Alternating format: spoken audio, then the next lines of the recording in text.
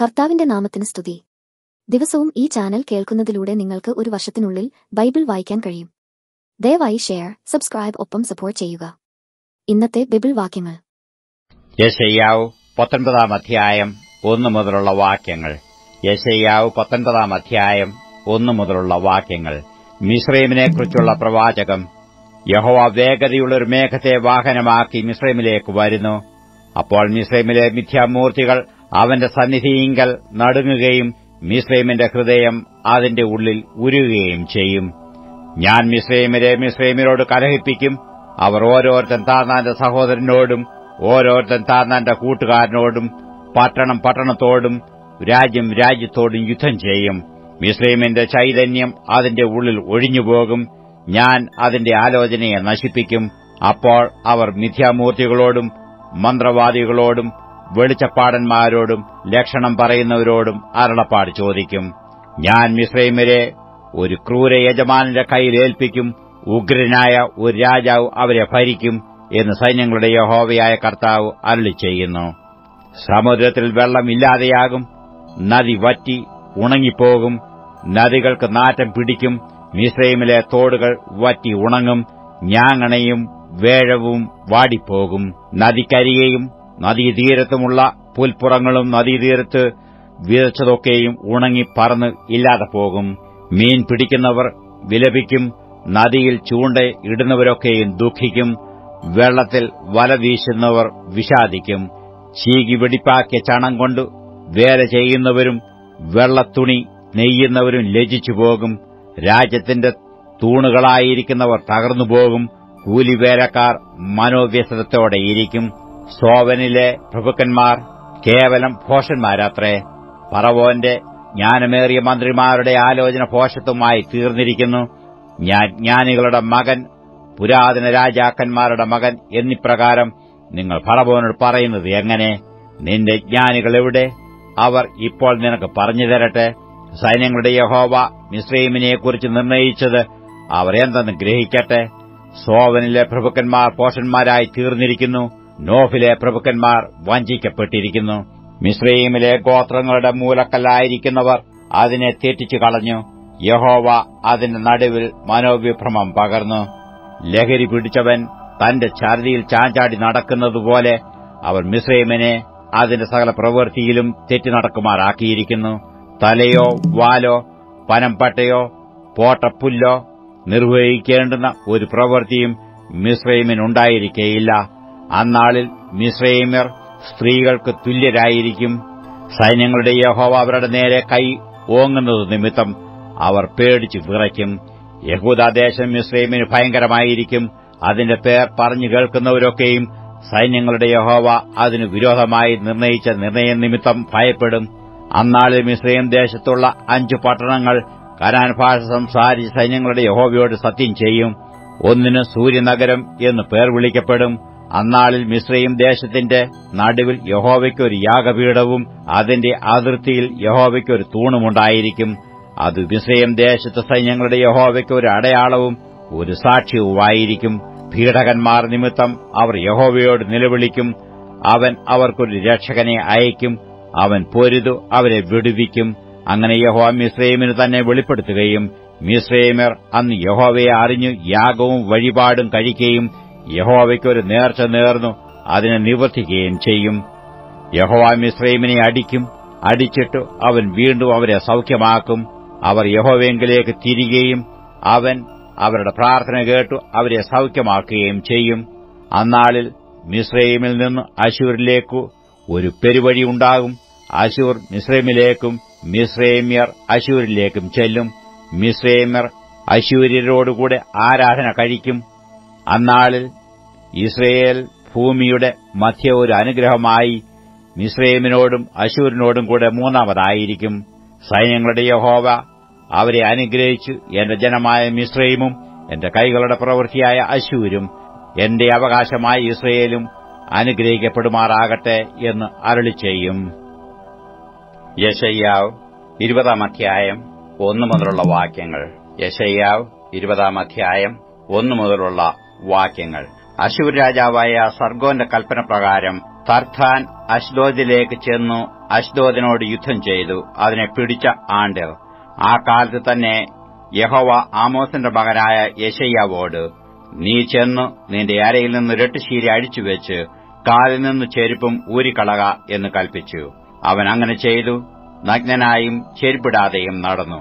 പിന്നെ യഹോവ അരുളി ചെയ്തത്, എന്റെ ദാസനായ യെശയ്യാവ് മിസ്രയീമിനും കൂശിനും അടയാളവും അത്ഭുതവും ആയിട്ട് 3 സംവത്സരം നഗ്നനായും ചെരുപ്പിടാതെയും നടന്നതുപോലെ അശ്ശൂർ രാജാവ് മിസ്രയീമിൽ നിന്നുള്ള ബദ്ധന്മാരെയും കൂശിൽ നിന്നുള്ള പ്രവാസികളെയും ആബാലവൃദ്ധം മിസ്രയീമിന്റെ ലജ്ജയ്ക്കായിട്ട് നഗ്നന്മാരും ചെരുപ്പിടാത്തവരും ആസനം മറയ്ക്കാത്തവരുമായി പിടിച്ചുകൊണ്ടുപോകും.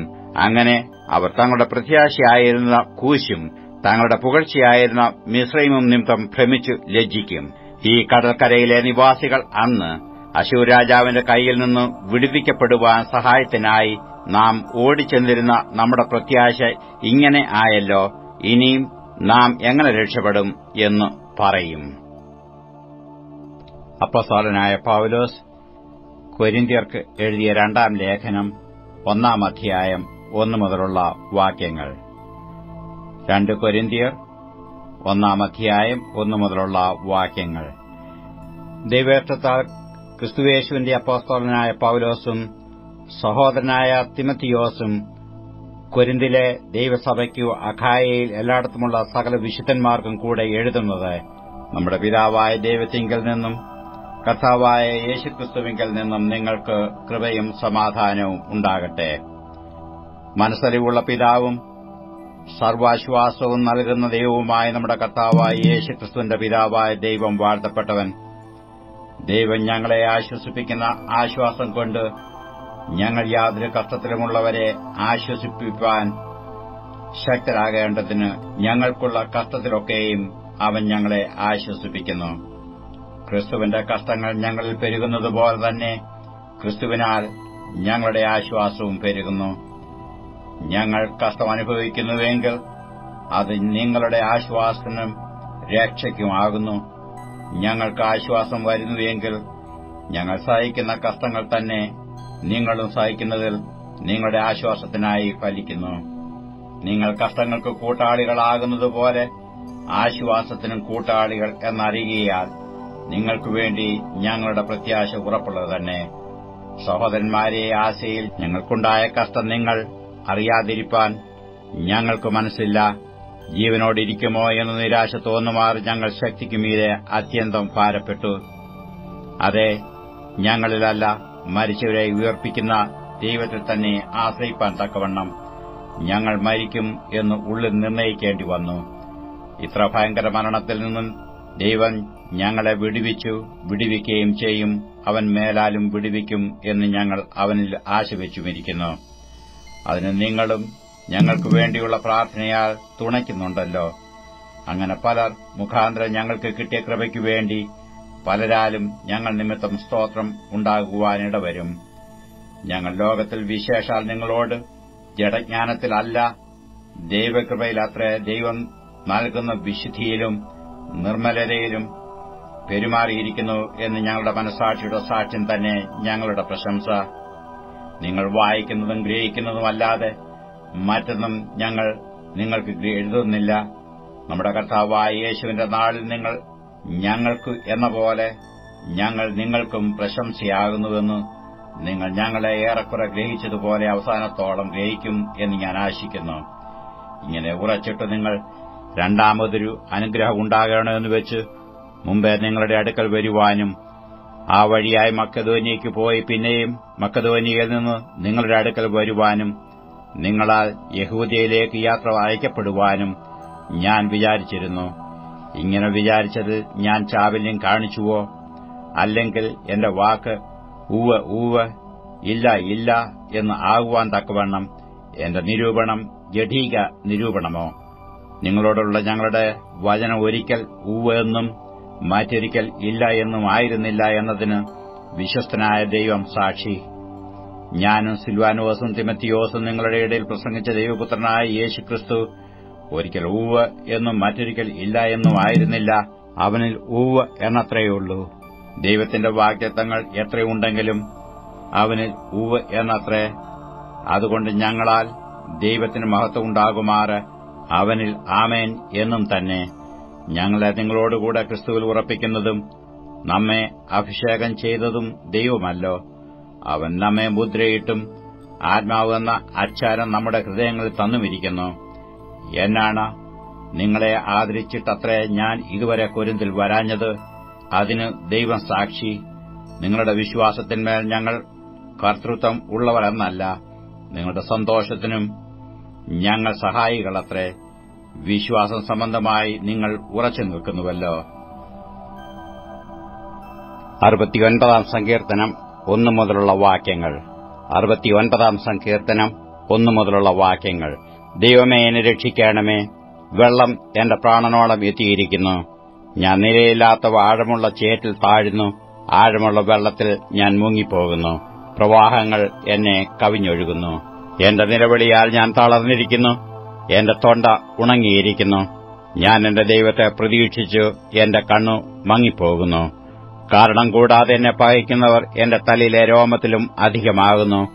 വൃഥ എനിക്ക് ശത്രുക്കളായി എന്നെ സംഹരിപ്പാൻ ഭാവിക്കുന്നവർ പെരുകിയിരിക്കുന്നു. ഞാൻ കവർച്ച ചെയ്യാത്തത് തിരികെ കൊടുക്കേണ്ടി വരുന്നു. ദൈവമേ, നീ എന്റെ ഭോഷത്വം അറിയുന്നു. എന്റെ അകൃത്യങ്ങൾ നിനക്ക് മറവായിരിക്കുന്നില്ല. സൈന്യങ്ങളുടെ യഹോവയായ കർത്താവേ, നിങ്ങൾ പ്രത്യാശ വെക്കുന്നവർ എന്റെ നിമിത്തം ലജ്ജിച്ചു പോകരുതേ. ഇസ്രായേലിന്റെ ദൈവമേ, നിന്നെ അന്വേഷിക്കുന്നവർ എന്റെ നിമിത്തം നാണിച്ചു പോകരുതേ. നിന്റെ നിമിത്തം ഞാൻ നിന്ന വഹിച്ചു. ലജ്ജ എന്റെ മുഖത്തെ മൂടിയിരിക്കുന്നു. എന്റെ സഹോദരന്മാർക്ക് ഞാൻ പരദേശിയും എന്റെ അമ്മയുടെ മക്കൾക്ക് അന്യനും ആയിത്തീർന്നിരിക്കുന്നു. നിന്റെ ആലയത്തെക്കുറിച്ചുള്ള എരിവ് എന്നെ തിന്നുകളഞ്ഞു. നിന്നെ നിന്ദിക്കുന്നവരുടെ നിന്ന എന്റെ മേൽ വീണിരിക്കുന്നു. ഞാൻ കരഞ്ഞു, ഉപവാസത്താൽ ആത്മതപനം ചെയ്തു. അതും എനിക്ക് നിന്നയായി തീർന്നു. ഞാൻ രട്ടുശീല എന്റെ ഉടുപ്പാക്കി. ഞാൻ അവർക്ക് പഴഞ്ചൊല്ലായി തീർന്നു. പട്ടണവാതിൽക്കൽ ഇരിക്കുന്നവർ എന്നെക്കുറിച്ച് സല്ലാപിക്കുന്നു. ഞാൻ മദ്യപന്മാരുടെ പാട്ടായിരിക്കുന്നു. ഞാനോ യഹോവേ, പ്രസാദകാലത്ത് നിന്നോട് പ്രാർത്ഥിക്കുന്നു. ദൈവമേ, നിന്റെ ദയയുടെ ബഹുത്വത്താൽ നിന്റെ രക്ഷാവിശ്വസ്തതയാൽ തന്നെ എനിക്ക് ഉത്തരമരുളയണമേ. ചേറ്റിൽ നിന്നും എന്നെ കയറ്റണമേ. ഞാൻ താണുപോകരുതേ. എന്നെ പകയ്ക്കുന്നവരുടെ കൈയിൽ നിന്നും ആഴമുള്ള വെള്ളത്തിൽ നിന്നും എന്നെ വിടുവിക്കണമേ. ജലപ്രവാഹം എന്റെ മീതെ കവിയരുതേ. ആഴം എന്നെ വിഴുങ്ങരുതേ. കുഴി എന്നെ അടച്ചുകൊള്ളുകയും അരുതേ. യഹോവേ, എനിക്കുത്തരമരുളയണമേ. നിന്റെ ദയ നല്ലതല്ലോ. നിന്റെ കരുണയുടെ ബഹുത്വപ്രകാരം എങ്കിലേക്ക് തിരിയണമേ. അടിയനു തിരുമുഖം മറയ്ക്കരുതേ. ഞാൻ കഷ്ടത്തിലിരിക്കിയാൽ വേഗത്തിൽ എനിക്ക് ഉത്തരമരുളയണമേ. എന്റെ പ്രാണനോട് അടുത്തുവന്നു അതിനെ വീണ്ടുകൊള്ളണമേ. എന്റെ ശത്രുക്കൾ നിമിത്തം എന്നെ വീണ്ടെടുക്കണമേ. എനിക്കുള്ള നിന്ദയും ലജ്ജയും അപമാനവും നീ അറിയുന്നു. എന്റെ വൈരികളെല്ലാവരും നിന്റെ ദൃഷ്ടിയിലിരിക്കുന്നു. നിന്ന എന്റെ ഹൃദയത്തെ തകർത്തു. ഞാൻ ഏറ്റവും വിഷാദിച്ചിരിക്കുന്നു.